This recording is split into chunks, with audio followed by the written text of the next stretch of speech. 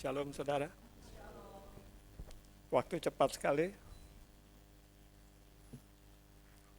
Terakhir saya bicara sini, saya bahas tentang Yeremia 29 ayat 11. Mungkin hari ini bisa ditayangkan Yeremia 29 ayat 11. Saya rasa semua sudah hafal ayat ini.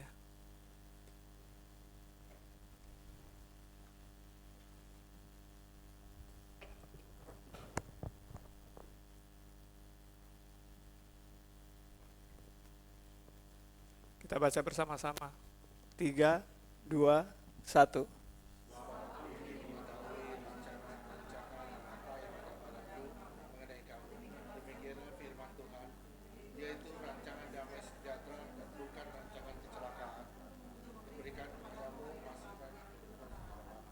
Amin. Berapa banyak yang percaya ini? Puji Tuhan. Tapi saya mau kasih tahu, ini hanya berlaku bagi orang-orang yang mau digembalakan Tuhan. Sesuai dengan tadi pesan tadi. Jika kita tekun mengikuti jalan Dia, ini sungguh-sungguh akan terjadi. Amin. Ya. Yang sekarang menjadi mengganggu perjalanan hidup kita adalah apa? Kekhawatiran kita. Kita selalu diracuni oleh perasaan khawatir. Dan kadang-kadang karena khawatir kita menyangkal ini semua. Kita pikir kita bisa mendandani hidup kita lebih sempurna, kita bisa melakukan segala sesuatu lebih sempurna. Sehingga iman kita bahwa Tuhan itu maha dalam segalanya, kemudian menjadi luntur. Dan kita masuk dengan rumus-rumus kita sendiri. Kita lihat di Matius 6, ayat 25. Nah, karena ini Bible Study, kita banyak baca firman. Karena itu aku berkata kepadamu, janganlah khawatir akan hidupmu, akan apa yang hendak kamu makan atau minum, dan janganlah khawatir pula akan tubuhmu, akan apa yang hendak kamu pakai. Bukankah hidup itu lebih penting daripada makanan, dan tubuh itu lebih penting daripada pakaian? Jadi kita memikirkan hal-hal yang berkaitan dengan apa? Kebutuhan daging kita. Tapi berapa banyak kita khawatir tentang kebutuhan rohani kita? Untuk kedagingan kita khawatirnya berlebihan. Tapi untuk kerohanian kita nggak pernah khawatir. Sepertinya semuanya aman-aman aja. 27. Siapakah di antara kamu yang karena kekhawatirannya dapat menambah sehasta saja pada jalan hidupnya? Kekuatan apa yang bisa membawa kita melampaui apa yang Tuhan rancangkan? Apa yang Tuhan rancangkan bagi kita udah sangat sempurna. Kadang-kadang kita pikir kita bisa melebihi Tuhan. Dengan apa? Kita coba berpikir untuk Tuhan, mungkin Tuhan salah rumus kali gitu. 28. Dan mengapa kamu khawatir akan pakaian? Perhatikanlah bunga bakung yang di ladang, yang tumbuh tanpa bekerja dan tanpa memintal. Itu udah indah-indah ya. Kita kadang-kadang kalau pergi ke taman bunga, kita kagum lihat macam-macam warna-warni ya. Tuhan hanya demo sama kita, ini desain aku ini kan. 31.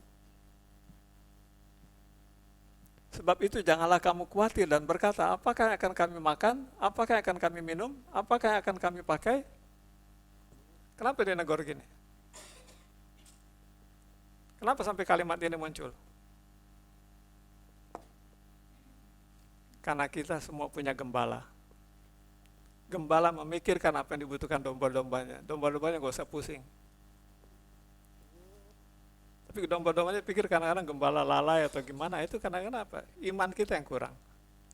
Kita gak yakin dengan apa yang diucapkan Tuhan, bahwa aku menyertai kamu, rumputmu cukup, airmu cukup, toh kadang gak ada kau akan melindungi engkau. Seringkali kita gak percaya itu. Kita pikir kita mesti mencari rumput sendiri, kita mesti cari air sendiri, dan kita mesti melakukan pelindungan kita sendiri. Salah satu bukti. Berapa banyak orang-orang manusia ini yang belajar bela diri gitu. Untuk apa? Untuk membela diri. Dan firman Tuhan bilang kita punya malaikat pelindung. Tapi kita pikir kurang itu. Nah, kita mesti melatih tangan kita. Boleh nggak orang bela diri? Kenapa? Karena kita melatih anggota tubuh kita menjadi instrumen maut. Tidak boleh. Tangan kita untuk memberkati, kaki kita untuk menginjili.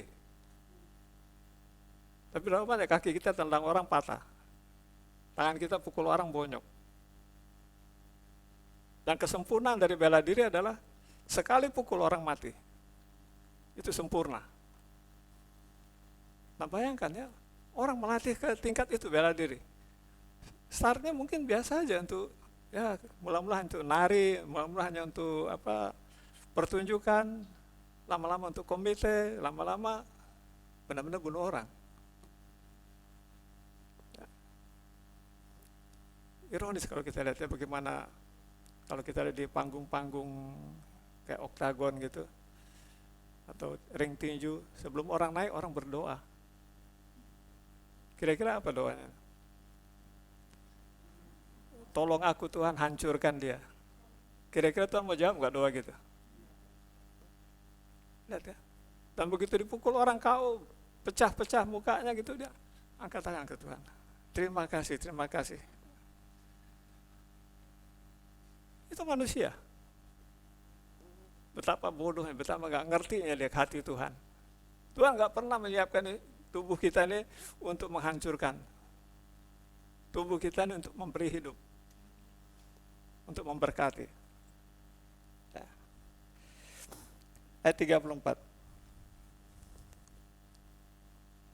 Sebab itu janganlah kamu khawatir akan besok, karena hari besok mempunyai kesusahannya sendiri. Kesusahan sehari cukuplah untuk sehari. Jadi Tuhan bilang, yuk anak-anakku, kalau kamu mau pusing, pusing untuk hari ini aja. Urusan besok itu urusan besok. Jangan urusan besok kita udah pusingin hari ini. Dan urusan kemarin gak usah dipusingin lagi karena udah lewat. Tapi fokus aja ke hari ini. Apa yang harus kita selesaikan sebagai umat Tuhan hari ini? Demi Yeremia 29 ayat 11 itu. Menggenapi itu. Hari ini. Kalau harus berdoa hari ini, berdoalah hari ini. Kalau harus memuji hari ini, memujilah hari ini. Kalau harus sekolah hari ini, sekolahlah hari ini. Jangan bolos-bolos. Kalau harus berdamai hari ini, berdamailah hari ini. Supaya Yeremia 29 itu digenapi. Masa depan penuh harapan itu digenapi. Kenapa? Kita masuk dalam penggembalaan Tuhan. Begitu kita kusut di hari ini, banyak hal yang di masa depan kemudian gagal. Ya misalnya Tuhan mau angkat kita jadi presiden. Tapi hari ini kita bolos sekolah melulu. Kira jadi presiden nggak? Hari ini kita malas bangun, malas bangun. Pada hari ini ada begitu banyak mata pelajaran yang kita dapat yang akan membekali kita jadi presiden. Tapi kita udah melalaikannya kan hari ini.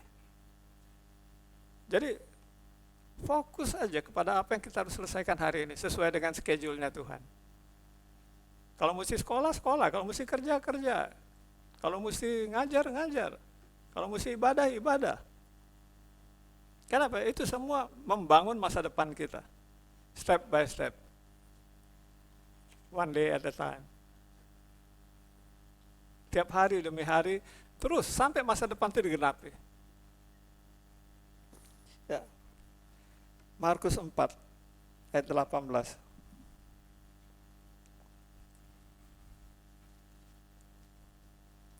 Dan yang lain ialah ditaburkan di tengah semak duri. Itulah yang mendengar firman itu. Ya, jadi benih itu ditaburkan di semak duri. Ya, itulah yang mendengar firman itu, terus 19. Lalu kekhawatiran dunia ini dan tipu daya kekayaan dan keinginan-keinginan akan hal yang lain masuklah menghimpit firman itu sehingga tidak berbuah. Ketika firman tidak berbuah, janji Tuhan nggak digenapi. Ya. Jadi dari mana kuncinya? Kekhawatiran. Jadi orang masih ada semak duri dalam hidupnya, itu orang yang masih khawatir. Begitu kita masih khawatir, percayalah. Beresin semak duri itu. Karena firman itu akan terganggu dan kemudian apa? Penggelapan dari janji Tuhan nggak akan tercapai. Ya, jadi tanah yang subur itu menghasilkan buah yang baik. Nah, buah yang diminta Tuhan dari kita adalah buah-buah roh, damai sejahtera, sukacita, panjang sabar, lemah lembut, penguasaan diri. Kita bisa memonitor itu ya, apakah itu ada di dalam hidup kita. Nah, kita lihat di Lukas 10 ayat 38. Ini ceritanya Yesus namu ke rumahnya Maria sama Marta ini.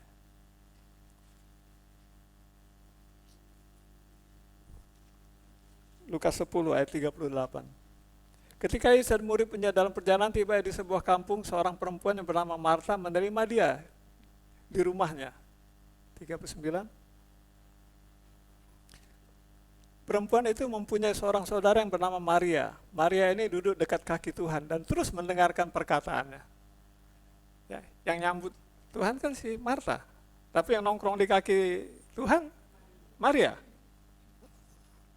Terus, sedang Marta sibuk sekali melayani. Ia mendekati Yesus dan berkata, Tuhan, tidakkah engkau peduli bahwa saudaraku membiarkan aku melayani seorang diri? Suruhlah dia membantuku. Siapa bilang si Marta nggak sibuk? Sibuk banget. Sibuk melayani. Yang Marta lupa satu. Yesus bilang, aku datang bukan untuk dilayani, tapi untuk melayani. Berapa banyak kita? Semua. Sibuk melayani Yesus, tapi kita nggak mau dilayani Yesus. Ketika Yesus mau ngobrol sama kita nggak punya waktu. Ketika Yesus mau melakukan sesuatu bersama-sama kita nggak punya waktu. Kenapa? Kita sibuk melayani dia. Padahal kadang-kadang dia ingin bermitra, dia ingin ajak kita, ayo kita rumah si A lagi sakit, kita doain. Tapi kita karena sibuk melayani, saya mesti bikin khotbah dulu, enggak bisa. 41. Tetapi Tuhan menjawabnya, Marta, Marta, engkau khawatir dan menyusahkan diri dengan banyak perkara. Ada semak duri. Engkau khawatir dan menyusahkan diri dengan banyak perkara. 42. Tetapi hanya satu yang perlu. Maria telah memilih bagian yang terbaik, yang tidak akan diambil daripadanya. Kenapa? Dia datang untuk menerima sesuatu dari Tuhan. Dia tidak datang untuk memberi sesuatu sama Tuhan. Tapi ketika Tuhan datang, Tuhan membawa banyak hal bagi kita. Nah, berapa banyak orang kemudian apa? Membuka diri untuk menerima itu. Tuhan datang untuk melayani, bukan untuk dilayani. Dia mau memberi kita banyak hal, tapi kita terlalu sibuk untuk menerimanya. Ironis ya, sayang. Aku datang untuk melayani, bukan untuk dilayani. 1 Petrus 5 ayat 7.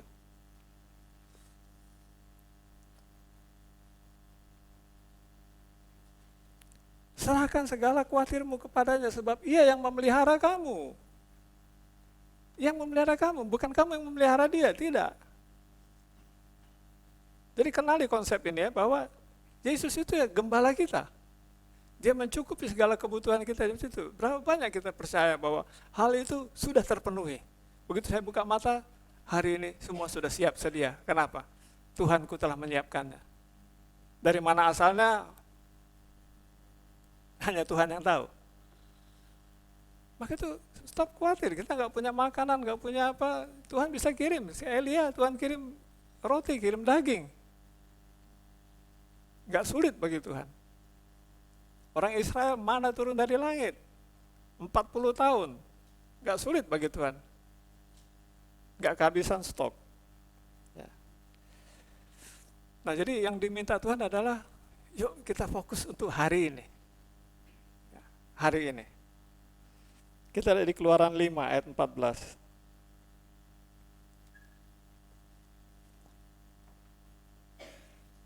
Ini ketika orang Israel tinggal di Mesir, mereka dikontrol oleh mandor-mandor Mesir.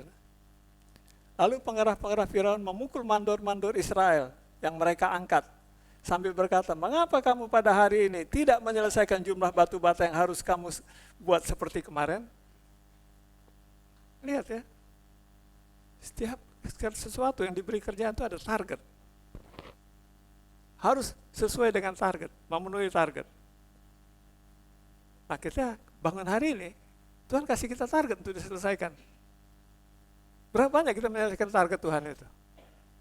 Kalau kita mesti berdoa, berdoalah. Kalau kita mesti bekerja, bekerjalah. Kalau kita mesti olahraga, olahragalah. Tapi semua target Tuhan, tiba-tiba kita ngerti ya apa yang kita mesti lakukan. Dan ketika kita melakukan, kita merasakan damai. Kita nggak kecapean, kita nggak jenuh. Kenapa? Memang itu kehendak Tuhan.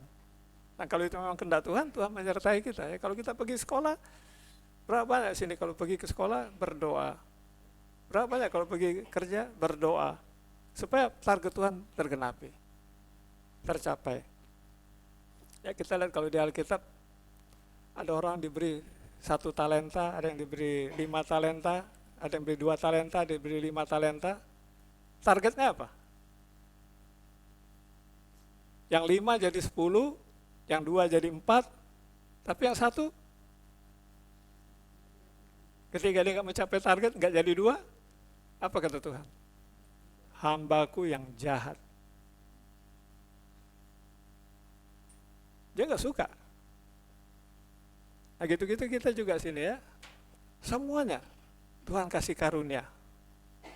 Ada karunia berdoa, ada karunia untuk menyembuhkan, ada karunia bernubuat, ada karunia memberi, ada karunia memuji, macam-macam karunia. Nah pertanyaan saya, ketika kita punya karunia itu untuk pamer-pamer, untuk gagah-gagahan, atau untuk mencapai target yang Tuhan inginkan? Itu pakai. Kalau punya karunia kesembuhan, ya udah. Kalau ada orang sakit, tumpang tangan. Kalau ada karunia memberi, ya berilah. Kau tidak akan pernah kehabisan. Kenapa? Stoknya dari Tuhan. Kalau karunia memuji, memujilah. Kenapa? Tuhan berikan damai sejahtera sukacita dalam hatimu. Supaya genap apa yang kau harus lakukan sesuai karuniamu. Ya jadi di sini banyak orang dia bisa berbahasa roh, tapi dia nggak pernah berbahasa roh sampai mati sendiri. Dia dapat karunia kesembuhan, tapi dia nggak pernah tumpang tangan sampai mati sendiri. Sampai dia bilang, Pak, dulu saya kalau tumpang tangan orang sembuh, tapi sekarang kok nggak lagi. Kenapa? Apinya padam. Dulu saya bisa ngelihat roh jahat segala macam, sekarang nggak bisa lagi. Sayang kan? Yang sebetulnya dia bisa menjadi berkat bagi banyak orang, dia bisa berkat bagi dunia, dia bisa menjadi karya itu menjadi dupa yang harum di hadapan Tuhan. Semuanya mubasir. Sayang. Ya, terus ada lagi nih di Ulangan 4 ayat 40.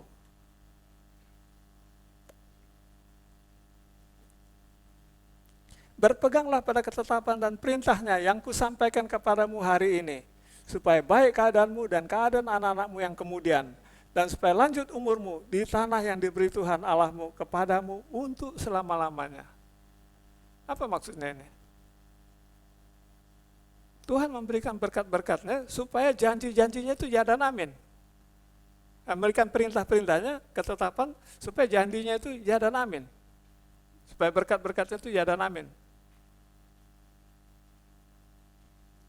Nah ini disampaikan oleh Musa ya, pada umat Israel katanya, pegang itu.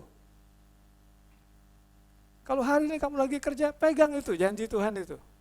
Apa perintahnya? Kalau perintah Tuhan jangan mencuri, ya jangan mencuri. Kalau perintah Tuhan jangan berzinah, jangan berzinah. Kalau perintah Tuhan jangan membunuh, jangan membunuh. Pegang itu. Agar supaya apa? Baik keadaanmu dan keadaan anak-anakmu yang kemudian. Kemudian artinya di masa depan kan? Dan supaya lanjut umurmu di tanah yang kuberikan Tuhan kepada Allahmu kepadamu untuk selama-lamanya. Keadaan kita jadi baik. Kenapa? Tercukupi. Kita nggak kelilit sama khawatir, takut, nggak dikejar-kejar debt collector, nggak dikejar-kejar segala macam. Kenapa? Karena kita berpegang kepada perintah-perintahnya. Nah, semuanya jadi aman. Ya. Jadi di sini Semua janji-janji Tuhan itu pasti digenapi jika kita taat. Maka itu hari demi hari, ketaatan itu harus terus didengungkan dalam hidup kita. Begitu teman kita nyolong, diajak, ayo, itu lumayan nih, ada peluang nih. Tapi karena ada perintah ketetapan Tuhan, kita bilang, enggak, gua enggak ikut. Jadi ada banyak hal yang kadang-kadang lingkungan merasa biasa untuk hal itu, tapi karena kita terikat kepada ketetapan-ketetapan, kita bukan menjadi bagian daripada yang melanggar ketetapan.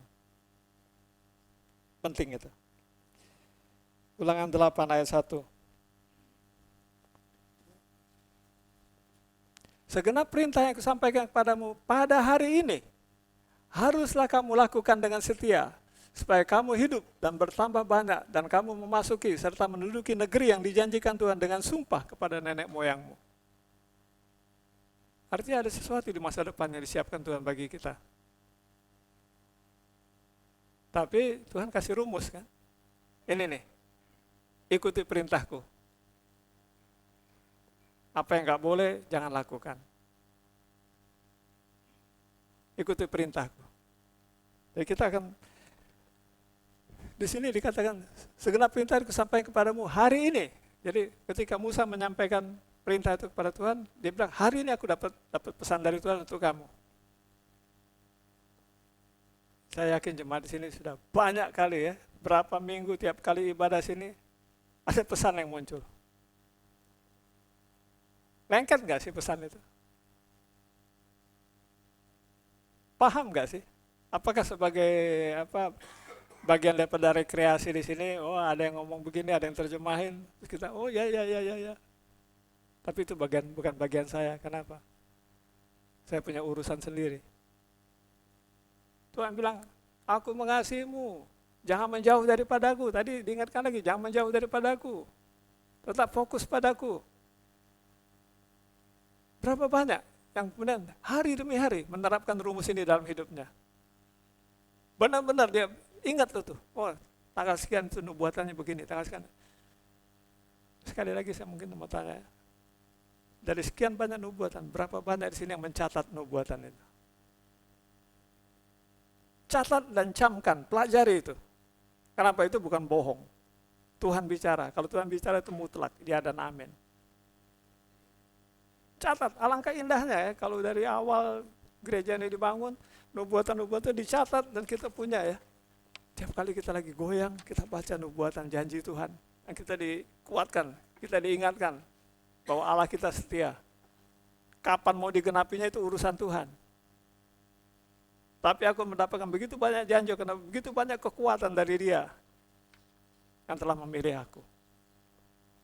Yang telah merancangkan masa depan penuh harapan bagiku.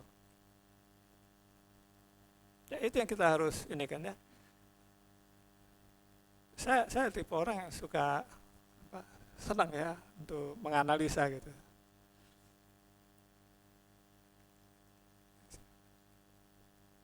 Pesan-pesan Tuhan atau apa gitu, kalau kita analisa, Anda akan kaget-kaget. Hari ini Anda lagi down itu, tiba-tiba Anda baca, aduh Tuhan pernah ngomong begini. Tiba-tiba berbunga-bunga, tiba-tiba kita jadi kuat, dan tiba-tiba ada semangat baru, ada kekuatan baru yang bangkit. Nggak tahu dari mana. Tapi tiba-tiba kita diyakinkan bahwa jangan khawatir, jangan takut. Aku ada bersamamu. Ya. Kita lihat 1 Raja-Raja 17 ayat 10.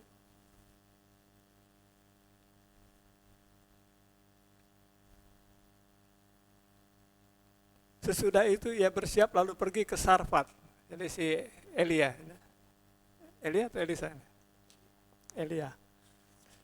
Setelah ia sampai ke pintu gerbang kota itu, tampaklah di sana seorang janda yang sedang mengumpulkan kayu api. Ia berseru kepada perempuan itu, katanya, cobalah ambil bagiku sedikit air dalam kendi, supaya aku minum. Janda ini, janda miskin, nanti minta tolong ambil air. Janda ini, kalau kita baca ayat 11-nya, ayat 11.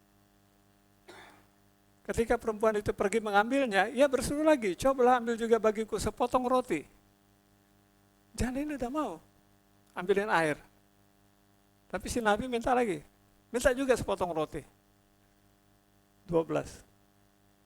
Perempuan itu menjawab, demi Tuhan Allahmu yang hidup, sesungguhnya tidak ada roti padaku sedikit pun, kecuali segenggam tepung dalam tempayan dan sedikit minyak dalam buli-buli. Dan sekarang aku sedang mengumpulkan 2-3 potong kayu api, kemudian aku mau pulang dan mengolahnya bagiku dan bagi anakku. Dan setelah kami memakannya, maka kami akan mati. Kenapa? Toh juga nggak cukup. Si Elia ini dia melakukan perintah siapa? Tuhan tahu nggak perempuan ini nggak punya roti? Kok disuruh minta roti? Lihat ya, nggak masuk akal bagi kita. Tapi Tuhan sedang merancangkan sesuatu yang akan memberkati wanita ini. Terus, tetapi Elia berkata kepadanya, janganlah takut, pulanglah, buatlah seperti yang kukatakan, tetapi buatlah lebih dahulu bagiku. Egois banget. Janda itu aja bilang kalau dia makan sama anaknya mati, si Elia ini bilang, minta untuk bagiku dulu. Sepotong roti bundar kecil daripadanya dan bawalah kepadaku, kemudian barulah kau buat bagimu dan bagi anakmu. 2 aja nggak cukup, ini bagi 3. 14.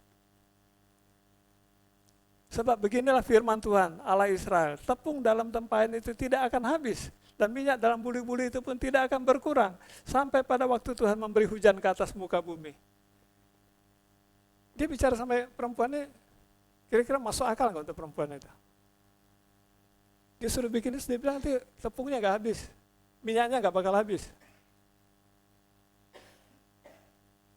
Tapi si Nabi bilang, ini pesan Tuhan. Ini pesan Tuhan. 15. Lalu pergilah perempuan itu dan berbuat seperti yang dikatakan Elia. Dia percaya. Karena Tuhan yang suruh, dia percaya. Kalau Elia yang suruh, mungkin dia nggak mau. Tapi karena dia bilang, ini pesan Tuhan. Lihat ya, iman wanita ini. Berapa banyak kita kalau dibilang suruh menjual sesuatu milik kita. Ya, seperti kita lihat waktu Elisa, dia dipanggil supaya dia nggak kembali lagi ke pekerjaan lamanya, lembu-lembunya dia potong, dia bikin pesta, bajaknya dia bikin kayu api. Berapa banyak orang punya iman seperti itu? Berapa banyak punya iman seperti perempuan ini? Karena dibilang pesan Tuhan, oke, dia jalanin. Artinya orang ini kenal Tuhan. Terus 16. Tepung dalam tempayan itu tidak habis dan minyak dalam bulu-bulu itu tidak berkurang seperti firman Tuhan yang diucapkannya dengan perantara Elia. Lihat ya, ketika wanita ini melangkah, digenapi firman Tuhan itu. Tepungnya nggak habis, minyak nggak habis. Berapa banyak di antara kita berani melangkah ketika ada perintah, ada pesan dari Tuhan. Sekalipun nggak logis ya. Sekalipun nggak logis.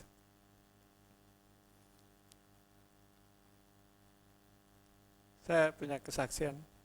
Jadi menjelang Natal, saya sama istri ngomong-ngomong ya. Ini ada 2 rekan kita mau berkati mereka kalau ada duit gitu. Mau berkati mereka untuk hadiah Natal sejuta dah gitu. Indah kan? Jadi saya bilang, udah nanti kita kumpul aja. Begitu kita lagi ngomong-ngomong begitu, belum sampai Natal, yang bersangkutan muncul ke kita, dan dia bilang, Pak, Ibu, Tuhan suruh saya memberkati Bapak dan Ibu. Kan aneh, kita mau berkatiin dia bilang, Tuhan suruh saya berkati Bapak dan Ibu. Padahal dia nggak punya duit, orang cekak. Ya udah, amin, saya bilang gitu kan. Terus dia bilang, saya harus berkati Bapak dan Ibu 2 juta. Sedangkan saya niatnya mau kasih sejuta nih. Nah, ini kejadian Chosen bikin Natalan. Dia bilang, saya ikut. Natalan ke Chosen. Oke, saya jemput, saya bilang. Begitu kita sampai di depan rumah dia, jemput, dia naik, berkatnya sudah ada, dia bilang. Dia kasih kita 2 juta. Dia kasih kita 2 juta. Dia bilang, cepetan dia nih. Ya. Nah, lucunya apa? Begitu saya terima, bilang, oke, amin. Tuhan menggenapi apa yang dia janjikan sama kamu. Tapi sekarang Tuhan menggenapi juga apa yang Tuhan janjikan pada saya. Jadi saya balik, saya kasih 1 juta sama dia, saya kasih 1 juta sama 1 lagi. Ya. Nah, lucunya, berangkatlah kita ke Chosen Natalan. Lagi nongkrong di Chosen sini, yang memberkati kami itu, dengar lagi suara Tuhan. Bagikan sama saudara-saudaramu. Dia sendiri butuh, tapi dia bagikan lagi. Nah, ini mustahil. Tapi kita kalau lihat itu ya, nggak pernah kekurangan tuh orang. Apa yang dibutuhkan dicukupi. Dikenapi ya. Tuhan kasih kami 2 juta lewat dia. Nah ini keajaiban daripada Tuhan kita ya. Kadang-kadang macam-macam cara tuh bisa bikin. Kita pikir kita menjadi sumber berkat. Padahal orang yang mau kita berkati bisa juga menjadi sumber berkat. 17. Sesudah itu anak dari perempuan pemilik rumah itu jatuh sakit. Dan sakitnya sangat keras sampai tidak ada nafasnya lagi. Mati. 18. Kata perempuan itu pada Elia, apakah maksudmu datang kemari ya abdi Allah? Singgahkah engkau kepadaku untuk mengingatkan kesalahanku dan untuk menyebabkan anakku mati? 19. Kata Elia kepadanya, berikanlah anakmu itu kepadaku. Elia mengambil dari pangkuan perempuan itu dan membawanya naik ke kamar di atas dan membaringkan anak itu di tempat tidurnya. Terus? Sesudah itu ia berseru kepada Tuhan, kata, ya Tuhan Allahku, apakah engkau menimpakan kemalangan atas janda ini juga yang menerima aku sebagai penumpang dengan membunuh anaknya? 21. Lalu ia mengulurkan badannya di atas anak itu 3 kali dan berseru kepada Tuhan, katanya, ya Tuhan Allahku, pulangkanlah kiranya nyawa anak ini ke dalam tubuhnya. Terus Tuhan mendengarkan permintaan Elia itu dan nyawa anak itu pulang ke dalam tubuhnya sehingga ia hidup kembali. Lihat ya, kalau janda itu nggak terima permintaan si Elia nggak ada di rumahnya dan anaknya sungguh-sungguh mati. Lebih jauh ya, bukan hanya perkara minyak dan tepung itu, tapi ada kematian yang bisa dibangkitkan. Tuhan kalau kasih itu istimewa, nggak pernah kasih sepotong-sepotong yang ya. Tapi istimewa. Apa yang nggak pernah kau pikirkan? Si janda itu udah mikirin ya, anaknya bakal mati nih. Tapi dengan iman dia bagi rotinya. Dan tepungnya nggak habis, itunya nggak habis. Tapi justru anaknya mati. Tapi karena hamba Tuhan itu ada di situ, hamba Tuhan yang dia lain itu ada di situ, kematian gagal. 23. Elia mengambil anak itu, ia membawanya turun dari kamar atas ke dalam rumah dan memberikannya kepada ibunya. Kata Elia, ini anakmu, ia sudah hidup. 24. Kemudian kata perempuan itu kepada Elia, sekarang aku tahu bahwa engkau abdi Allah dan firman Tuhan yang kau ucapkan itu adalah benar. Kadang-kadang Tuhan demonstrasi kepada kita, nah, asal kau punya iman sebesar biji sesawi, pasti terjadi. Karena aku adalah ya dan amin. Kalau aku berfirman, aku tidak pernah bohong. Kalau aku berjanji, aku tidak pernah ingkar. Ya, maka itu sekali lagi saya ingatkan. Tolong, kalau ada nubuatan-nubuatan di sini, catat. Sangat berguna itu untuk kemudian hari. Begitu kita ada pergumulan, firman ini hidup, firman ini ya dan amin.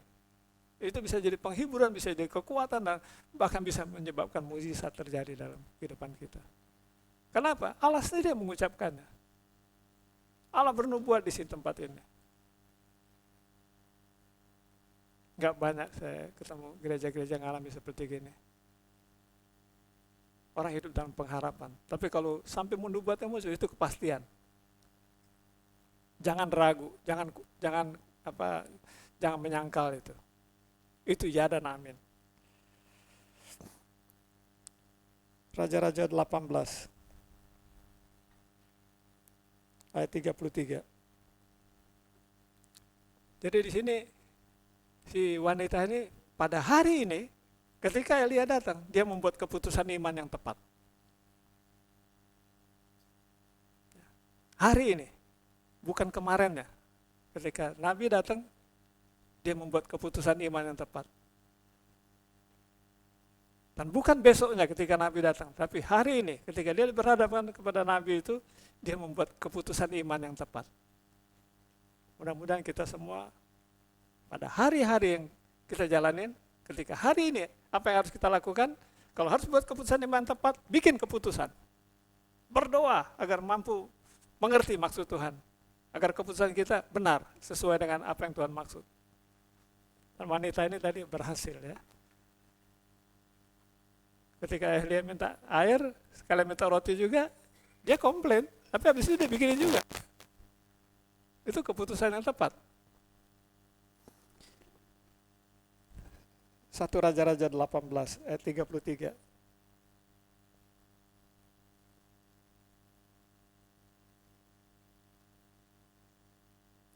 Ini waktu Elia berhadapan sama nabi-nabi Baal itu ya. Ia menyusun kayu api, memotong lembu itu dan menaruh potongan-potongannya di atas kayu api itu. Ini inisiatif siapa nih bikin ini? Kalau kita baca di situ. Disuruh Tuhan atau inisiatif pribadi si Elia? Inisiatif pribadi, dia nggak disuruh Tuhan untuk bikin mezbah ini. Tapi inisiatif pribadi dia. Terus 34. Sesudah itu ia berkata, penuhilah 4 buyung dengan air dan tuangkanlah ke atas korban bakaran, ke atas kayu api itu. Kemudian katanya, buatlah begitu untuk kedua kalinya. Dan mereka berbuat begitu untuk kedua kalinya. Kemudian katanya, buatlah begitu untuk ketiga kalinya. Dan mereka berbuat begitu untuk ketiga kalinya. Ini ada korban lagi mau disiapin, disuruh siram sama pakai air. Kan mesti dibakar itu. Kalau sesuatu yang basah, sulit terbakar. Terus 35.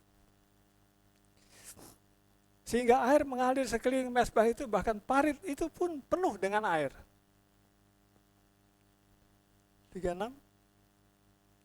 Kemudian pada waktu mempersembahkan korban petang, tampillah Nabi Elia dan berkata, ya Allah, ya Tuhan Allah Abraham, Ishak dan Israel, pada hari ini biarlah diketahui orang bahwa Engkaulah Allah di tengah-tengah Israel, dan bahwa aku ini hamba-Mu, dan bahwa firman-Mu lah aku melakukan segala perkara ini. Kenapa dia berani melakukan ini? Karena dia kenal dengan Allahnya dan dia bangga dengan Allahnya.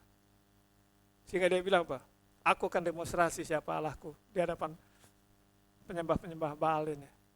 Kenapa? Yang orang-orang yang penyembah Baal itu juga pasang gitu, tapi api enggak turun dari langit. Jadi dia minta sebagian ini, kita taruh korban, siapa yang Allahnya benar, api turun dari langit bakar. Kita enggak pakai korek api. 7. Jawablah aku ya Tuhan, jawablah aku, supaya bangsa ini mengetahui bahwa Engkaulah Allah ya Tuhan, dan Engkaulah yang membuat hati mereka bertobat kembali. Permintaannya kan bukan supaya aku kelihatan hebat Tuhan, tapi supaya mereka bertobat, supaya mereka kenal Engkau. Ya, jadi kalau kita melakukan sesuatu, stop untuk ego kita, stop untuk pribadi kita. Tapi untuk kemuliaan Allah kita, untuk mendemonstrasikan siapa Allah kita, niscaya Tuhan akan jawab. Kalau kita punya ide ya, untuk mempermuliakan Tuhan, gak usah takut dengan apa yang harus dilakukan. Pasti Tuhan genapi. Tapi kalau itu untuk supaya aku terkenal, supaya aku jadi viral, supaya begini, enggak. Semuanya untuk Tuhan. 38. Lalu turunlah api Tuhan menyambar habis korban bakaran, kayu api, batu, tanah itu, bahkan air yang dalam parit itu pun habis dijilatnya. Nah tadi yang orang-orang yang penyembah Baal itu, mereka udah doa sampai ngiris-ngiris badannya, sampai berdarah-darah, minta api dari itu, nggak datang-datang apinya. Sini Elia membuktikan bahwa, lihat tuh, ini Allahku. Aku berseru, dia menjawab. Bukan untuk kemuliaanku, tapi untuk kemuliaan, agar dia dipermuliakan. 39. Ketika seluruh rakyat melihat kejadian itu, sujudlah mereka serta berkata, Tuhan dialah Allah, Tuhan dialah Allah. Tugas kita adalah apa? Memproklamirkan bahwa Allah kita itu adalah Allah yang benar. Seluruh dunia harus tahu. Maka itu, go tell it on the mountain. Beritakan. Seluruh dunia harus tahu siapa Allah kita. Jika kita harus demonstrasi, demonstrasilah. Kalau memang itu untuk kepentingan Allah, Allah akan menjawab niat kita itu. Jangan ragu. Mintalah kau akan diberi. Ketuklah pintu akan dibuka, carilah kau akan menemukan. Sini si Elia minta, Tuhan, turunkan api dari situ. Bahkan dia sudah atur skenario, dia itu korban dibasah-basahin sampai paritnya banjir katanya gitu. Bahkan 3 kali dia bilang dia itu. Dan dia minta kepada Allahnya. Dan karena Allah kita hidup, datanglah jawaban. Tapi kalau Allah yang mati, dia tidak bisa menjawab. Karena dia tidak punya mulut, dia tidak punya telinga, dia tidak punya mata, dan dia tidak punya perasaan. Dan tidak punya kehidupan. Keluaran 13, ayat 3.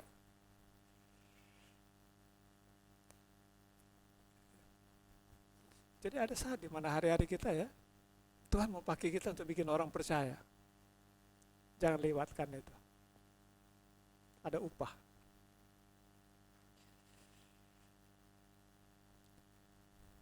Lalu berkatalah Musa kepada bangsa itu, peringatilah hari ini, sebab pada hari ini kamu keluar dari Mesir, dari rumah perbudakan, karena dengan kekuatan tangannya, Tuhan telah membawa kamu keluar dari sana. Sebab itu tidak boleh dimakan suatu pun yang beragi. Peringatilah hari ini.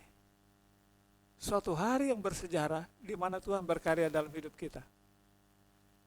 Berapa banyak kita ingat hari-hari karya Tuhan yang luar biasa dalam hidup kita. Berapa banyak kita bersyukur dan mengingat peristiwa itu.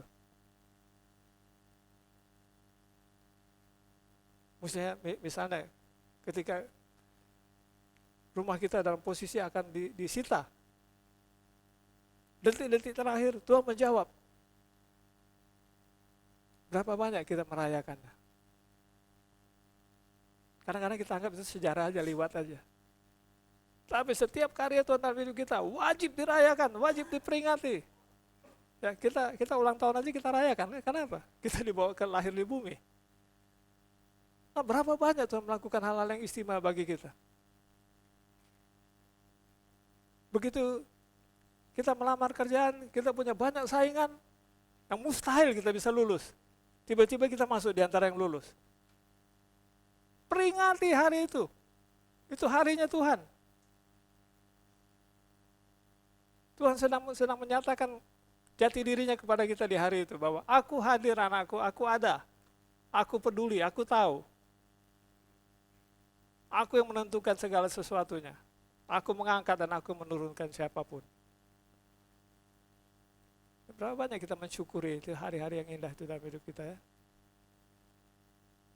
Hari-hari di mana kita kepengen punya motor, kita kepengen punya motor.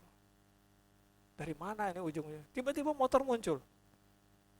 Berapa banyak merayakannya itu dan merawat motor itu betul, jaga motor itu. Ini kelihatan agak ekstrim ya. Saya sama istri, Tuhan kasih kita rumah. Banyak yang sudah pernah. Kita nggak pakai pembantu.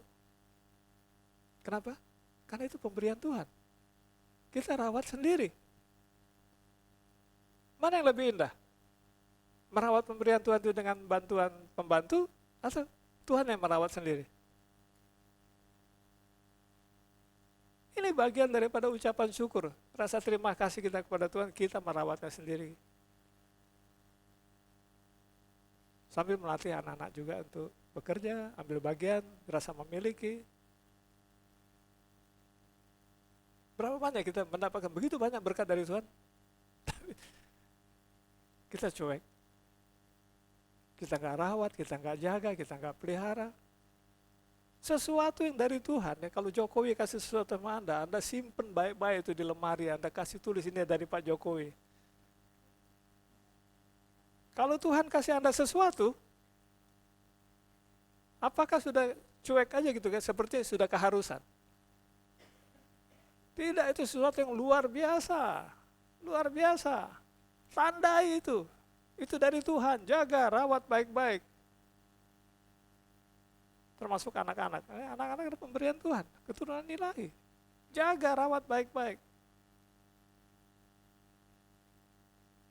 Semua yang kita dapat dari Tuhan, rawatlah baik-baik. Tuhan senang. Barang siapa dipercaya dengan hal-hal kecil, dia akan diberi hal-hal yang lebih besar lagi. Keluaran 14 ayat 13.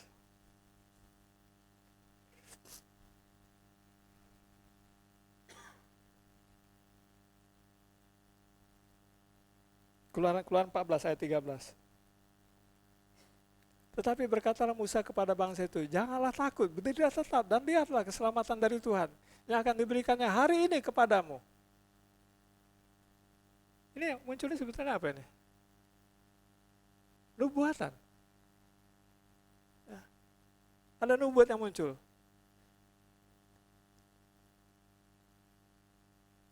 Yang akan diberikannya hari ini kepadamu. Sebab orang Mesir yang kau lihat hari ini, tidak akan kamu lihat lagi untuk selama-lamanya. Digenapi enggak itu? Caranya? Israel keluar dari Mesir. Pergi 40 tahun perjalanan. Enggak ketemu lagi. Itu ada di Markus 14 ayat 30. Itu nubuatan tadi ya, dan digenapi. Markus 14 ayat 30. Lalu kata Yesus kepadanya, aku berkata kepadamu, sesungguhnya pada hari ini, malam ini juga, sebelum ayam berkokok 2 kali, engkau telah menyangkal aku 3 kali. Ini apa? Nubuatan juga. Digenapi enggak? Digenapi. Hari ini tadi ada nubuatan.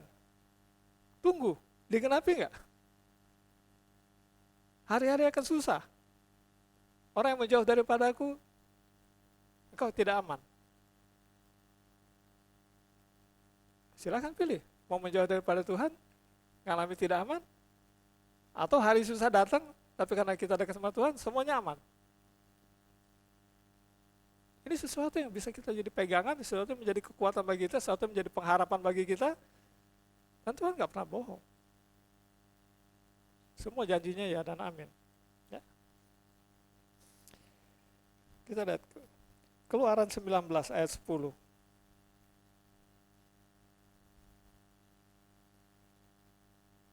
Berfirmanlah kepada Tuhan kepada Musa, pergilah kepada bangsa itu, suruhlah mereka menguduskan diri pada hari ini dan besok, dan mereka harus mencuci pakaiannya. 11.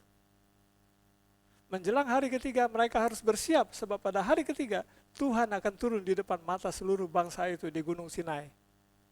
Ini ada suatu peristiwa besar yang terjadi, dan hari ini Tuhan mengingatkan kita, siapkan dirimu.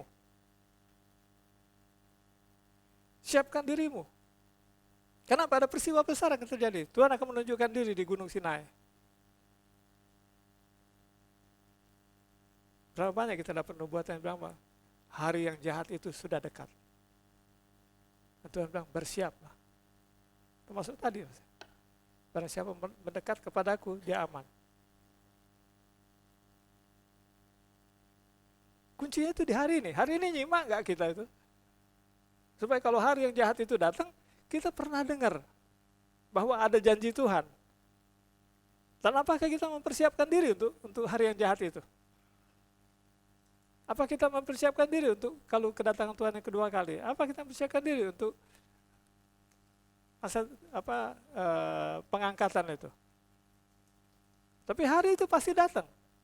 Dan jauh-jauh hari Tuhan sudah sampaikan. Berapa banyak hari ini ya yang kita terima pesan bahwa aku datang segera. Waktunya sudah dekat. Bersiap-siaplah. Pertanyaannya, apakah benar jemaat bersiap? Menanggapi itu dengan serius. Di sini Musa perintahkan kepada jemaat itu ya, persiapkan diri. Kenapa? Tuhan mau muncul di Gunung Sinai. Di mana ada manusia pernah ketemu sama Tuhan? Dan dibutuhkan kekudusan. 3 hari mereka mesti mempersiapkan diri. Dan luar biasa ya. Siapa yang bisa melihat Tuhan itu luar biasa. Jadi ada hari-hari di mana Pak? Tuhan minta kita untuk mempersiapkan diri kita, menggenapi maksud dan rencana yang besar itu. Tapi berapa banyak orang yang percaya, berapa banyak orang yang nggak percaya, tidak percaya. Kalau percaya, ya persiapkan diri. Dan Anda akan melihat kemuliaan Tuhan dinyatakan di situ. Ulangan 2 ayat 25.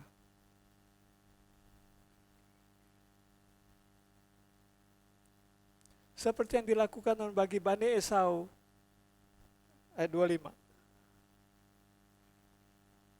Pada hari ini aku mulai mendatangkan ke atas bangsa-bangsa di seluruh kolong langit keseganan dan ketakutan terhadap kamu, sehingga mereka menggigil dan gemetar karena engkau apabila mereka mendengar tentang kamu. Hari ini udah terjadi belum? Udah terjadi belum? Ketika disampaikan ini. Tetapi untuk next day and next time, semua akan terjadi itu. Bangsa-bangsa akan gemetar. Ya kalau bangsa Israel lewat gitu, orang-orang sekitar itu bilang apa? Itu bangsa yang Allahnya telah membelah laut. Tapi Israel nggak menyadari ya, bahwa Allahnya begitu besar. Sampai kemudian dia minta Saul jadi raja. Pada sepanjang itu Allah yang menjadi rajanya. Dia minta pemimpin yang bisa kasat mata, bisa kelihatan sama mata. Dia mau tukar Allah yang setia itu dengan Allah manusia ini yang wujudnya seperti Saul itu. Dan kemudian mengecewakan. Berapa banyak kita benar-benar mengakui dia sebagai Allah dan Raja kita, dan kita nggak butuh pemimpin lain. Kita percaya bahwa dia memimpin kita nggak minta Saul dalam hidup kita. Tapi kita udah puas dengan dia jadi Raja dalam hidup kita. Lukas 2 ayat 11. Jadi ini hari yang dimana sesuatu berita menyatakan bahwa mulai saat ini, ke depan orang gemetar lihat kamu. Lukas 2 ayat 11. Hari ini telah lahir bagimu juru selamat, yaitu Kristus Tuhan di kota Daud. Ini kan yang ditunggu-tunggu kan? Hari ini udah kejadian, disampaikan kepada dunia. Dia udah datang, Mesias sudah datang. Juru selamat itu udah datang. Jadi ada hari-hari di mana kita mendapat berita penggenapan. Ya. Di mana sesuatu yang dijanjikan digenapi pada hari itu.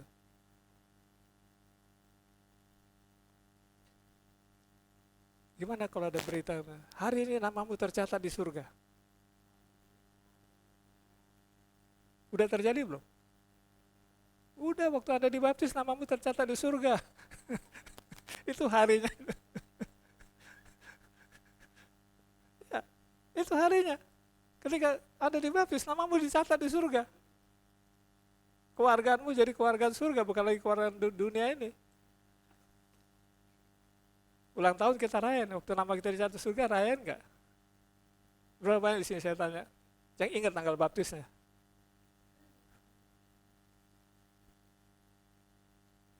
Kenapa? Nggak terlalu penting bagi kita. Pada hari itu nama kita dicatat di surga.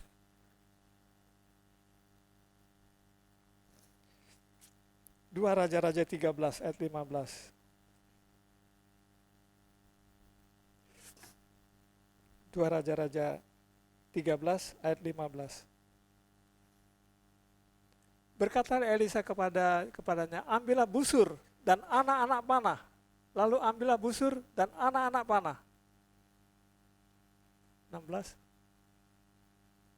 Berkata dia kepada Raja Israel, tariklah busurmu, lalu ia menarik busurnya, tetapi Elisa menaruh tangannya di atas tangan raja. Terus, serta berkata, bukalah jendela yang di sebelah timur, dan ketika dibukanya berkatalah Elisa, panahlah. Lalu dipanahnya lah, kemudian berkatalah Elisa, itulah anak panah kemenangan. Tuhan menjanjikan kemenangan kepada raja ini. Anak panah kemenangan daripada Tuhan, ya, jadi kemenangan daripada Tuhan. Anak panah kemenangan terhadap Aram. Engkau akan mengalahkan Aram di Afek sampai habis lenyap. Tuhan berikan privilege itu untuk bisa mengalahkan Aram. 18. Sesudah itu berkatalah ia, ambillah anak-anak panah itu, lalu diambilnya. Setelah diambilnya berkatalah Elisa kepada Raja Israel, pukulkanlah itu ke tanah. Lalu dipukulkannya 3 kali dan dia berhenti. Lihat, ada janji Tuhan. Ini si raja serius nggak sih? Raja Aram itu musuh bebuyutan. Kalau kita musuh bebuyutan, kalau disuruh pukul, kita pukul sampai tangan kita bengkak. Kita pukul sebanyak mungkin. Tapi dia pukul 3 kali, artinya nggak serius kan? Gak serius, apa responnya? 19. Tetapi gusarlah abdi Allah itu kepadanya serta berkata, seharusnya engkau memukul 5 atau 6 kali, dengan berbuat demikian engkau akan memukul Aram sampai habis lenyap. Tetapi sekarang engkau hanya 3 kali saja engkau akan memukul Aram.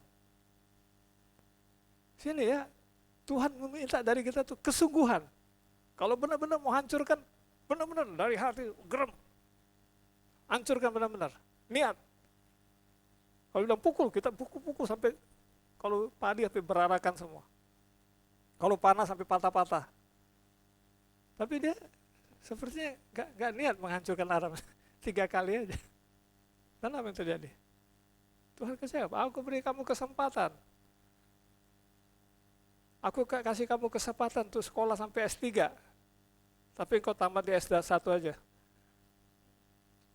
Ya, kalau Tuhan kasih kesempatan, kenapa nggak pakai kesempatan itu? Urusan kawin mengawin, urusan cari kerja, urusan begini ini. Tapi kalau Tuhan suruh, lakukan. Ada sesuatu besar akan terjadi. Ya, jadi banyak orang kemudian apa? Ketika mendapat sesuatu dari Tuhan tidak serius, nggak serius. Tuhan kasih modal. Ini sebagian ini untuk jalan-jalan dulu keliling dunia, sebagian ini baru ini. Kalau Tuhan kasih yang modal, putar benar. Anda nggak usah pakai modal Anda untuk keliling dunia. Nanti ya, buah dari modal Anda itu, Anda akan keliling dunia. Dengan hasil jerih payahmu sendiri. Tapi berapa banyak gitu kan? Dia nggak serius, nggak sungguh-sungguh. Masih ada hal-hal yang kemudian apa? Keinginan dagingnya yang ini kan, tapi sesuatu yang dari Tuhan. Pakailah sungguh-sungguh. Kenapa? Itu luar biasa dampaknya. Dan dampak yang luar biasa itu akan menjadi berkat yang luar biasa juga. Dan berkat yang luar biasa itu akan mensejahterakan kita.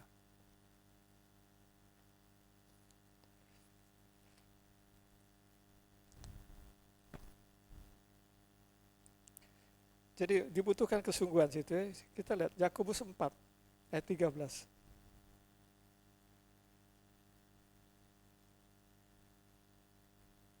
Jadi sekarang hai kamu yang berkata hari ini atau besok kami berangkat ke kota Anu dan di sana kami akan tinggal setahun dan berdagang serta mendapat untung. Terus 14. Sedang kamu tidak tahu apa yang akan terjadi besok, apakah arti hidupmu? Hidupmu itu sama seperti uap yang sebentar saja kelihatan lalu lenyap. 15. Sebenarnya kamu harus berkata, jika Tuhan menghendakinya, kami akan hidup dan berbuat ini dan itu. Terus, tetapi sekarang kamu memegahkan diri dalam congkakmu, dan semua kemegahan yang demikian adalah salah. 17. Jadi, jika seorang tahu bagaimana ia harus berbuat baik, tetapi ia tidak melakukannya, ia berdosa. Tadi kan kita sudah bahas kan bahwa fokus kita hari ini. Oke, kalau Anda bilang fokusnya hari ini, apakah Anda melibatkan Tuhan hari ini? Bangun pagi-pagi, kita fokus untuk hari ini. Kita nggak lihat hari esok, kita nggak lihat masa lalu. Tapi kemudian kita tanya, Tuhan, tolong aku menggenapi semua rencana-Mu untuk hari ini. Tuhan, sertai aku untuk pengenapan apa yang Kau berkati untuk aku hari ini. Mampukan aku menangkap setiap berkat yang Kau siapkan untuk hari ini. Mampu aku melakukan setiap perintah yang Kau berikan pada hari ini. Mampukan aku menjalankan semua yang Kau kehendaki aku jalankan hari ini. Mampukan aku persiapkan diriku seperti yang Tuhan harapkan untuk masa depanku yang penuh harapan. Libatkan Tuhan dalam segala hal.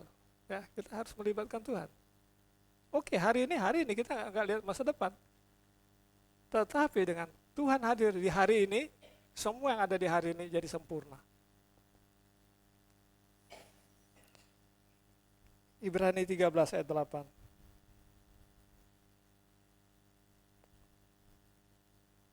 Yesus tetap sama baik kemarin maupun hari ini dan sampai selama-lamanya. Tapi berapa banyak ya? Hari ini Yesusnya indah, kemarin Yesusnya jahat. Ke depan Yesusnya pelit. Ya, berapa banyak? Kita punya konsekuensi. Yesus berubah-berubah. Yesus tidak pernah berubah. Kemarin, hari ini, sampai selama-lamanya, dia tidak berubah. Kalau dia mengasihi, dia tetap kasih. Kalau dia memberkati, dia tetap memberkati. Kalau dia marah, dia tetap marah. Gak berubah. Dan dia apa adanya. Maka itu penting sekali kita memahami siapa dia ya. Karena dia gak berubah. Dia gak bisa, kalau dia marah terus kita kitik-kitik, dia bilang, oh iya, gak jadi marah. Gak bisa. Kalau dia tegur. Kenapa? Karena dia sayang kita. Dia nggak mau kita masuk dalam api. Kalau dia hajar, bukan karena dia benci, karena dia mengasihi. Nah, begitu dia hajar, apakah kita bilang dia nggak punya kasih?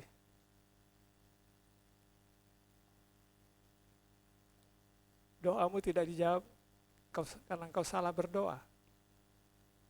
Nah, ketika doa kita nggak dijawab, berapa banyak yang tersinggung sama Tuhan? Ngancem Tuhan, bilang, kalau doa aku nggak dijawab, aku nggak mau doa lagi. Kalau doa aku nggak dijawab, aku nggak baca firman lagi. Aku nggak ke gereja lagi. Bahkan yang lebih gila lah, aku pindah agama. Tuhan bilang, emang gue pikirin.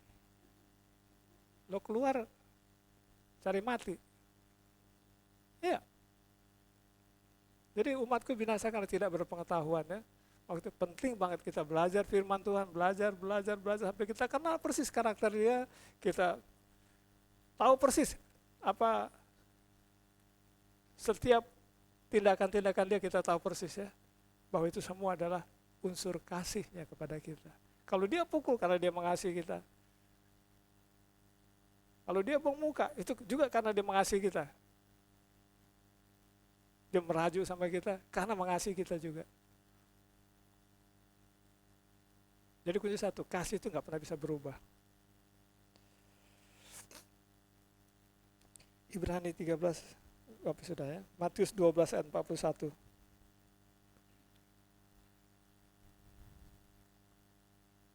Pada waktu penghakiman orang-orang Niniwe akan bangkit bersama angkatan ini dan menghukumnya juga. Sebab orang-orang Niniwe itu bertobat setelah mendengar pemberitaan Yunus. Dan sesungguhnya yang ada di sini lebih daripada Yunus. Di sini nih ya. Ada hari-hari yang luar biasa ya. Yaitu apa? Hari di mana kita bertobat. Di mana kita berbalik dari dosa-dosa kita. Itu juga hari penting ya, harus kita ingat. Hari di mana kita berbalik dari dosa-dosa kita. Dan di sini dikatakan ya, orang-orang Niniwe akan bangkit bersama dengan angkatan ini dan menghukumnya juga. Orang yang berbalik dari dosa-dosanya itu akan dipakai Tuhan untuk menjadi hakim. Menghakimi dunia ini. Waktu salah satu ayat di Alkitab bilang itu, Pak. Itu wanita yang dari negeri jauh itu ya, yang negeri selatan, Dia datang kepada Salomo karena dia percaya hikmat Salomo itu. Dan Alkitab bilang, dia pun akan ikut menghakimi. Kenapa? Karena dia percaya, jauh-jauh dia datang dari selatan hanya untuk menikmati hikmat Salomo. Jadi orang-orang yang mencari kebenaran, benar-benar akan menjadi bagian daripada penghakiman atas dunia ini. Ya.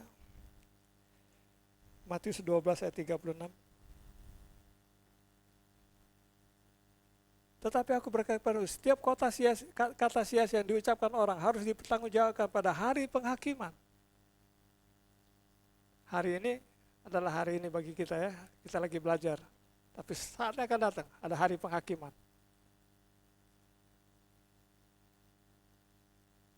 Itu pasti terjadi, hari penghakiman akan muncul. Nah, berapa banyak orang-orang hari ini dia persiapkan dirinya supaya ketika hari penghakiman datang, dia aman. Kadang-kadang kita pikir masih lama, nggak apa-apa lah, masih belum uban, masih itu, belum bau tanah.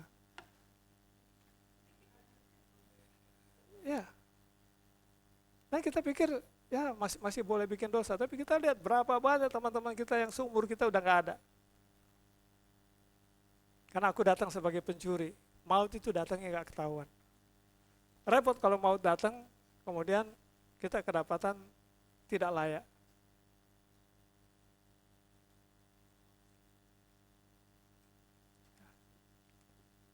Ngeri. Saya nggak bayangin, karena aku datang sebagai pencuri. Kita pikir, wah aman-aman aja nih, aman-aman, masih jauh. Salah satu janji Tuhan yang paling lama itu aku datang segera kan. Dari zamannya Wahyu itu, sampai sekarang belum datang-datang. Berapa banyak orang-orang kemudian apa? Jadi lengah di situ, dan akhirnya ya udah hidup aja duniawi ini, toh masih lama. Kalau tiba-tiba 5 menit lagi dia datang, kita semua siap nggak? Ya jadi ini jemaat sini bisa menggali sendiri di Alkitab berapa banyak pengaruh hari ini di dalam Alkitab itu. Cari aja. Dan bagaimana kita menyikapi hari ini dalam hidup kita pribadi. Ada janji hari ini, ada tugas hari ini, ada penggenapan hari ini. Begitu banyak. Nah, ada berapa banyak? Mensyukuri hari-hari di mana misalnya hari pertobatan kita, hari kita dibaptis, hari kita perkawinan, hari kita kelahiran, ya. Itu hari-hari yang luar biasa dalam hidup kita, yang patut disyukuri. Kenapa? Ada campur tangan Tuhan di situ. Ya, perhatikan bahwa hari-hari ini ada banyak hal yang bisa menggenapi atau mengamankan masa depan kita, dan bisa juga memulihkan masa lalu kita yang gagal. Jadi kadang-kadang ada hari-hari di mana apa? Kita udah gagal di kemarin ya, tapi hari ini Tuhan kasih kesempatan untuk kita. Misalnya kita gagal, kita di hari-hari kemarin kita pendosa. Hari ini Tuhan kasih kita kesempatan untuk bertobat. Kita akan memulihkan masa lalu kita itu. Pakai hari ini. Kalau Anda harus bertobat, bertobatlah. Jika engkau mendengar hari ini, jangan keraskan hatimu. Kenapa? Banyak hal yang bisa diselesaikan hari ini. Nyesal kalau kita sudah mengalami hari ini, tapi kita menerima buah hari ini. Gagal menghasilkan buah hari ini. Oke, saya ingat terakhir waktu mungkin 2 kali sebelum ini ya, saya pernah khotbah tentang Sakaria, tentang gembala yang pandir. Masih ingat?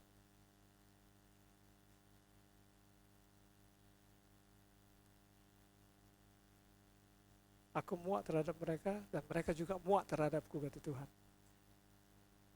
Dan kemudian karena itu aku menyerahkan mereka kepada gembala-gembala yang pandir. Masih ingat di Sakaria 11 itu kalau nggak salah.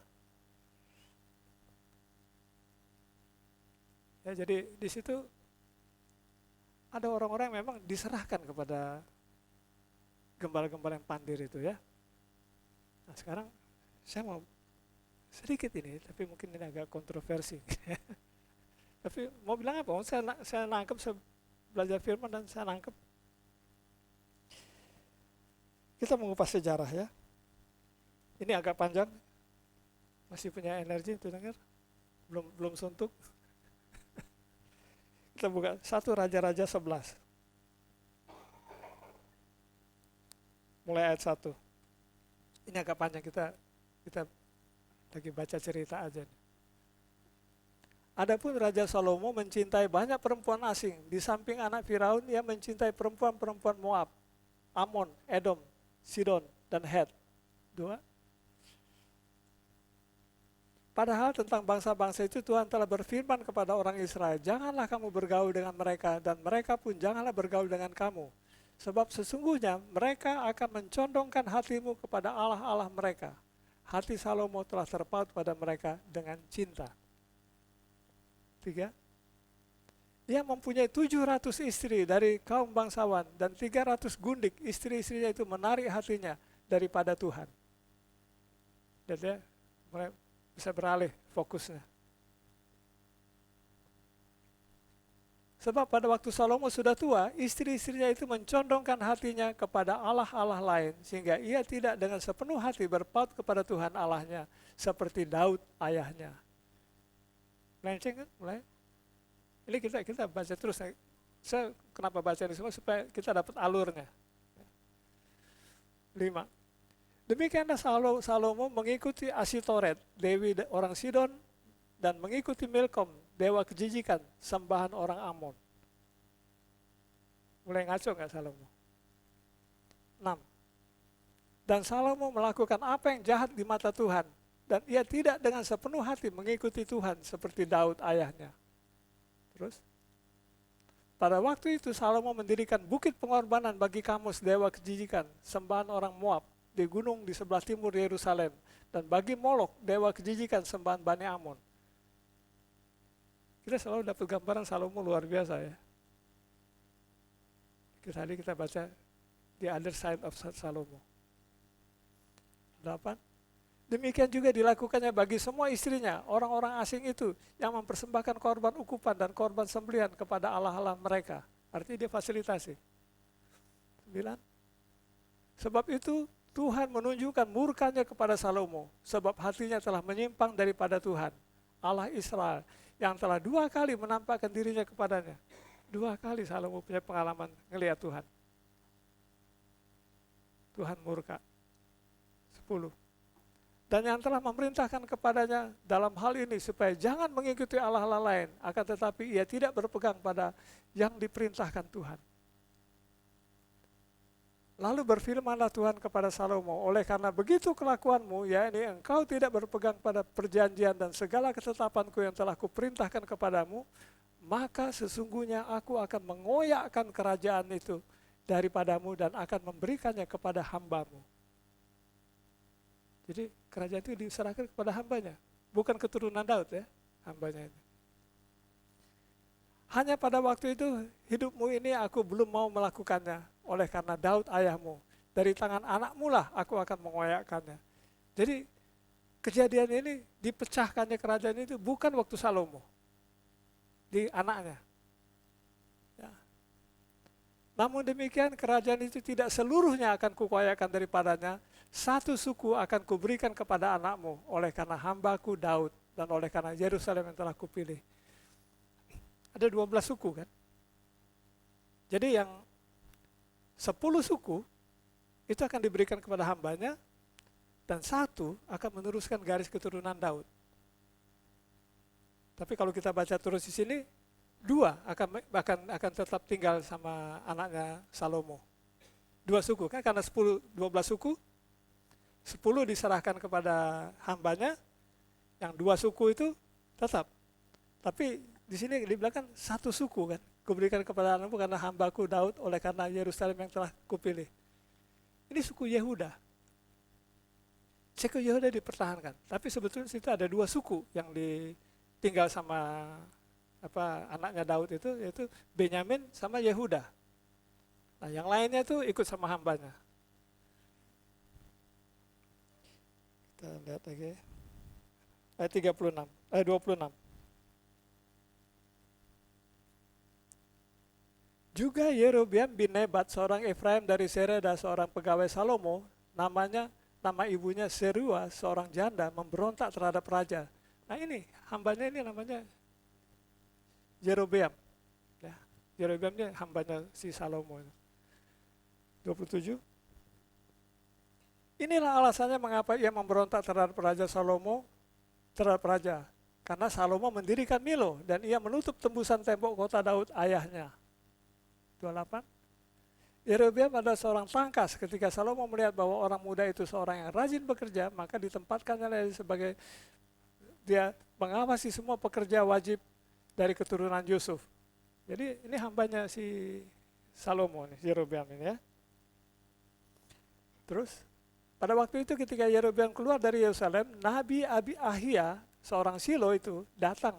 Dia di jalan dengan berselubukan kain baru dan hanya mereka berdua yang ada di padang. Jadi Yerobeam didatangin oleh Nabi.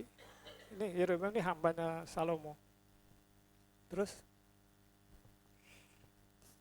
Ahia memegang kain baru yang di badannya lalu dikoyakkannya menjadi 12 koyakan. 12 suku. 12 koyakan. Dan ia berkata kepada Yerobeam, ambillah bagimu 10 koyakan. Artinya 10 suku. Sebab beginilah firman Tuhan Allah Israel. Sesungguhnya aku akan mengoyakkan kerajaan itu dari tangan Salomo. Dan akan memberikan kepadamu 10 suku. Jadi 10 suku ini ikut sama Yerobeam. Artinya yang tinggal di Salomo 2 kan. Tapi tadi yang dipegang oleh Tuhan itu adalah Yehuda kan. Yang satu nggak disinggung kan. Tapi sebetulnya yang satu itu ada juga di situ. Masih dari garis aslinya gitu. Tetapi satu suku akan tetap padanya oleh karena hambaku Daud dan oleh karena Yerusalem kota yang kupilih itu dari segala suku Israel. Jadi dipertahankan sebagai keturunan Daud, Yehuda dipertahankan. Sebab ialah karena ia telah meninggalkan aku dan sujud menyembah kepada Asetoret dewi orang Sidon, kepada Kamos Allah orang Moab dan kepada Milkom Allah Bani Amon. Dan ia tidak hidup menurut jalan yang kutunjukkan dengan melakukan apa yang benar di mataku dan dengan tetap mengikuti segala ketetapan dan peraturanku seperti Daud ayahnya. Artinya apa? Ada ketidaksetiaan, ketidaktaatan. Nah kita lihat ya. Berikutnya 13, Raja-Raja 13 mulai ayat 1. Sedang Yerobeam berdiri di atas mezbah itu sambil membakar korban, maka perintah Tuhan, datanglah seorang abdi Allah dari Yehuda ke Betel. Jadi Yerobeam ini berdiri di atas mezbah sambil membakar korban. Ini saya mesti menjelaskan dulu di sini kan. Jadi ketika Yerobeam ini kan jadi nabi, kemudian si Salomo kan mati. Yang naik jadi raja itu namanya Rehabeam, anaknya Salomo. Nah, ketika Salomo naik menjadi raja, rakyat itu berseru kepada Rehabeam ini, Raja, beban pajak kami terlalu berat, tolong diturunkan. Nah, si Rehabeam itu dia masih punya niat baik. Dia datang ke tua-tua kerajaan, dia minta nasihat. Tua-tua kerajaan bilang, oke, penuhi keinginan rakyat itu. Tapi si Rehabeam ini punya juga kelompok milenial yang menjadi pendamping dia. Dia datang lagi ke kelompok anak-anak muda ini, dia bilang apa? Ini rakyat minta diturunin pajak. Yang milenial bilang apa? Enak aja, udah bahagia di sini, sudah dapat semua kemakmuran, minta pajak diturunin. Karena itu lipat gandakan 2 kali. Nah begitu rakyat ini kecewa, dilipat gandakan 2 kali, kan tadi sudah dinubuatkan bahwa Yerobeam akan menjadi raja ya. 10 suku pindah ikut si Yerobeam. 10 suku ini pindah ikut Yerobeam. Ya, nah, saya mau kasih satu gambarannya, kita lihat nih dalam sejarah ya. Ketika gereja Katolik pertama mengecewakan rakyat dengan surat pengampunan dosa, terjadi perpecahan di situ. 10 suku ikut Martin Luther. Mulai nangkep maksud saya? 10 suku ikut Martin Luther. Yang tinggal di garis Daud itu hanya dua. Gereja Katolik sekarang dan karismatik yang sekarang ada di kita sini.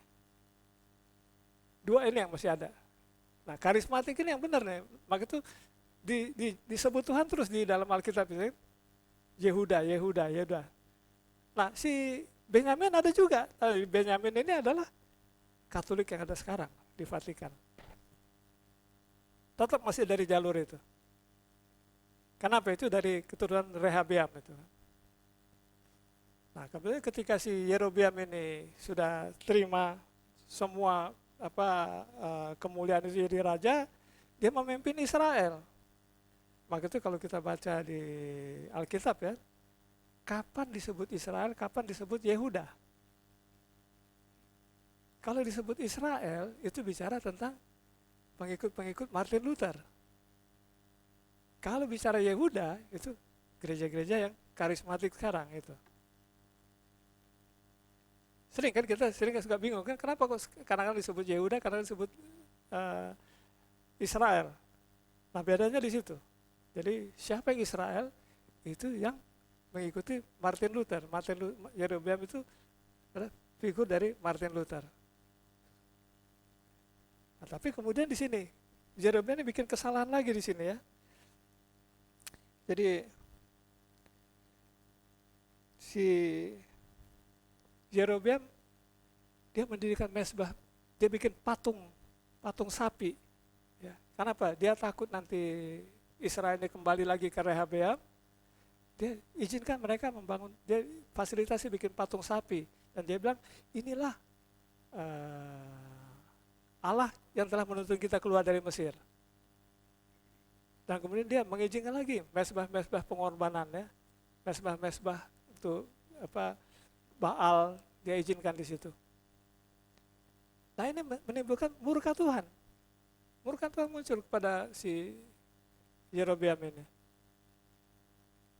Ya, dan kemudian di sini Tuhan kirim seorang abdi untuk menegur Yerobeam ya. Kita lihat di Raja-Raja 13 ayat 1.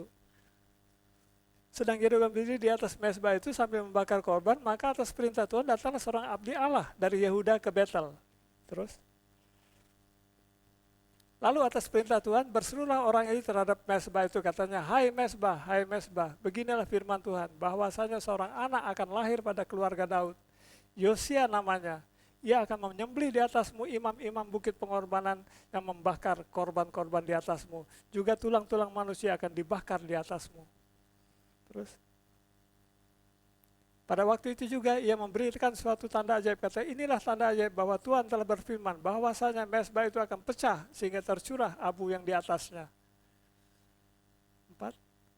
Demi Raja Yerobeam mendengar perkataan abdi Allah yang diserukan terhadap mezbah di Betel itu, ia mengulurkan tangannya dari atas mezbah dan berkata, tangkaplah dia. Tetapi tangan yang diulurkannya terhadap orang itu menjadi kejang sehingga ia tidak dapat ditarik kembali. Terus, mezbah itu pun pecahlah sehingga abu yang di atasnya tercurah sesuai dengan tanda ajaib yang diberitahukan abdi Allah itu atas perintah Tuhan. Terus, lalu berbicara raja dan berkata kepada abdi Allah itu, mohonkanlah belas kasihan Tuhan Allahmu dan berdoalah untukku supaya tanganku dapat kembali. Dan abdi Allah itu memohonkan belas kasihan Tuhan, maka tangan raja itu dapat kembali dan menjadi seperti semula. Terus, kemudian berbicara raja kepada abdi Allah itu, marilah bersama-sama dengan aku ke rumah, segarkanlah badanmu, sesudah itu aku hendak memberikan sesuatu hadiah kepadamu. Terus, tetapi abdi Allah itu berkata kepada raja, sekalipun setengah dari istanamu kau berikan kepadaku, aku tidak mau singgah kepadamu, juga aku tidak mau makan roti atau minum air di tempat ini. 9. Sebab beginilah diperintahkan kepadaku atas firman Tuhan, jangan makan roti atau minum air dan jangan kembali melalui jalan yang telah kutempuh itu. Jadi ada perintah bagi abda ini, dia nggak boleh terima undangan makan atau minum dan dia harus pulang lewat jalan yang lain. Jadi sini ada dua versi. Versi pertama saya akan bicara tentang yang pengikut dari Yehuda, dan satu lagi yang itu 10 suku yang di situ. Nah, 10 Lalu pergilah ia menemui jalan lain dan tidak kembali melalui jalan yang telah diambilnya untuk datang ke Betel. Jadi dia pulang gitu ya. Tapi di sini kemudian apa? Kita lihat ada hal yang terjadi bagi Nabi ini ya. Ayat 11. Di Betel diam seorang nabi tua, anaknya datang menceritakan kepada segala perbuatan yang dilakukan abdi Allah pada hari itu di Betel. Maka mereka menceritakan juga kepada ayah mereka perkataan yang dikatakan kepada raja. Jadi ada saksi datang kepada nabi senior di saat itu di Israel.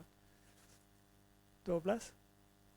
Kemudian ayah mereka berkata, dari jalan manakah ia pergi? Lalu anak-anaknya menunjukkan kepada jalan yang diambil abdi Allah yang datang dari Yehuda itu. 13. Ia berkata kepada anaknya, pelanai keledaiku bagiku. Mereka memelanai keledai baginya, lalu ia menungganginya. Jadi dia menyusul abdi Allah itu. 14. Dan pergi mengikuti abdi Allah itu dan mendapatinya duduk di bawah sebuah pohon besar. Ia datang kepadanya, engkaukah abdi Allah yang telah datang dari Yehuda? Jawabnya, ya akulah itu. Berkenalan mereka. Katanya kepada, marilah bersama-sama aku ke rumah untuk makan roti. Ini yang datang Nabi. 16. Tetapi jawabnya, aku tidak dapat kembali bersama-sama engkau dan singgah kepadamu. Aku tidak dapat makan roti atau minum air bersama-sama engkau di tempat ini. Dia menolak karena dia tahu ada perintah dari Tuhan, nggak boleh. 17. Sebab telah diperintahkan kepada firman Tuhan, jangan makan roti atau minum air di sana. Jangan berjalan pulang melalui jalan yang telah kau ambil itu. 18. Lalu jawabnya kepadanya, aku pun seorang nabi juga seperti engkau. Jadi, nabi bicara sama nabi.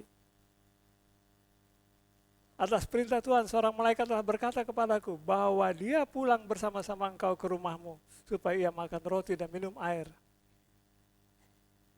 Ini nabi juga yang ngomong. Tetapi ia berbohong kepadanya. Terus, kemudian orang itu kembali bersama dengan dia lalu makan roti dan minum air di rumahnya. 20. Sedang mereka duduk menghadap meja, datanglah firman Tuhan kepada nabi yang telah membawa dia pulang. Ia berseru kepada nabi Allah yang telah datang dari Yehuda, beginilah firman Tuhan, karena engkau telah memberontak terhadap titah Tuhan dan tidak berpegang pada segala perintah yang diperintahkannya kepadamu oleh Tuhan Allahmu. 22. Tetapi kembali dan makan roti dan minum air di tempat ini, walaupun ia telah berfirman kepadamu, jangan makan roti atau minum air, maka mayatmu tidak akan masuk ke dalam kubur nenek moyangmu. Jadi waspada ya. Kalau kita dapat pesan dari Tuhan, sekalipun nabi lain datang mengoreksi pesan kita, jangan tanggapi. Kenapa? Pesan kita mutlak. Sekalipun nabi yang bicara sama kita juga, jangan diabaikan. Kenapa? Pesan Tuhan itu mutlak. Waspada. Berapa banyak orang kadang-kadang terpengaruh ya. Oh ini nabi, saya nabi, saya dapat pesan Tuhan. Oh ini ada nabi lain ngomong lagi sama saya. Seorang hamba, urusannya satu, taat. Mau nabi lain ngomong gak peduli. Kenapa? Aku dapat dari Tuhan itu sah. 23. Setelah orang itu makan roti dan minum air, dipelanailah keledai baginya. Terus orang itu pergi, tetapi di tengah jalan ia diserang seekor singa dan mati diterkam. Mayatnya tercampak di jalan dan keledai itu berdiri di sampingnya. Singa itu pun berdiri di samping mayat itu. Satu bukti ya. Kalau singa terkam manusia, pasti dimakan. Paling enggak jantungnya diambil atau otaknya. Tapi nih, ada keledai juga di situ. Keledainya enggak dipapain.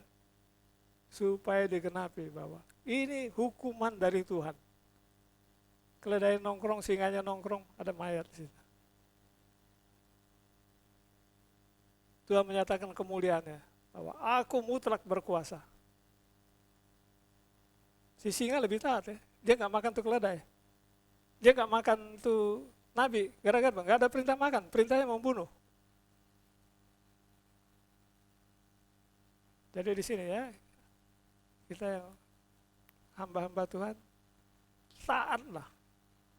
Apapun yang coba membelokkan misi kita yang dari Tuhan, jangan abaikan, jangan hiraukan, tinggalkan.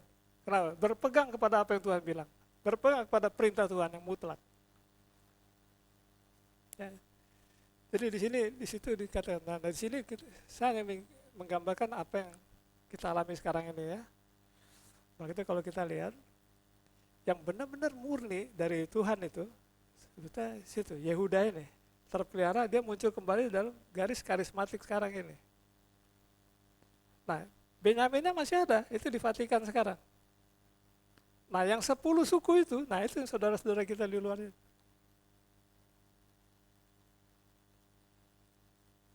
Itu Tuhan loh yang memecahnya. Jadi jangan heran, kalau saya lahir di GPIB, Tuhan yang taruh saya di situ. Tetapi firman Tuhan, jika engkau mendengar hari ini, jangan keraskan hatimu. Ketika kita harus belok ke Yehuda, datanglah ke Yehuda. Karena perintah Tuhan. Tuhan berbicara dalam hati kita. Bukan kamu yang memilih aku, tapi aku yang memilih kamu. Tapi berapa banyak orangnya, dia nyaman di Israel. Sekalipun diajak ke Yehuda, kekeh, gak mau. Ya udah. Jangan bilang Tuhan gak menggembalakan kita. Tuhan menggembalakan kita. Dia mau kita tetap kembali. Jadi peristiwa terpecahnya ini lewat Martin Luther itu hanya gara-gara apa? Dosa-dosa. Garis dari keturunan Daud itu bikin dosa.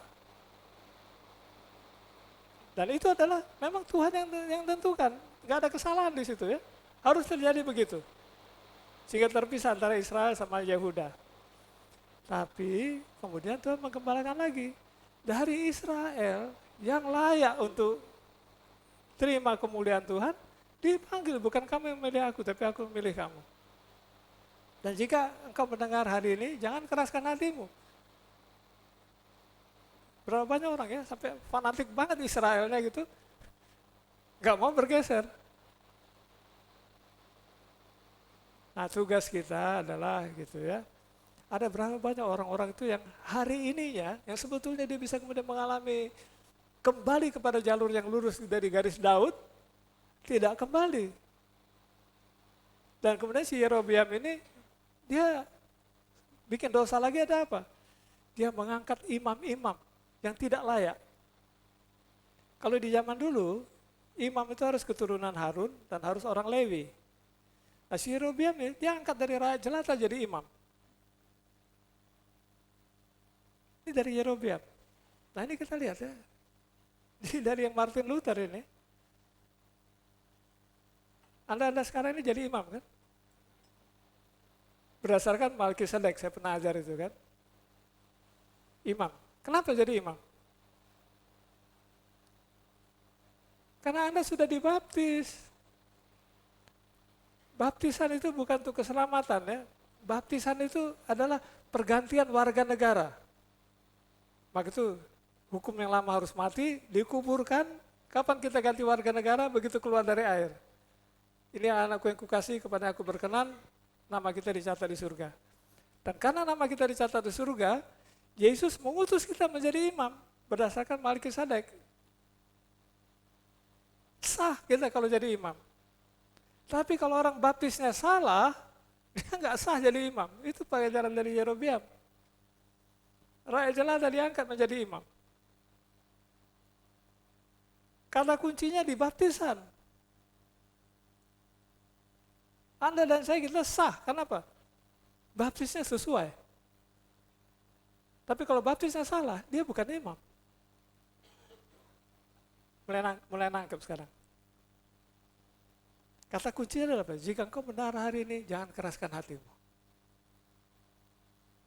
Kita udah kadung salah ngikut Yerobeam ya. Tapi ketika Tuhan mengoreksi kita, ya bersikaplah yang bijak.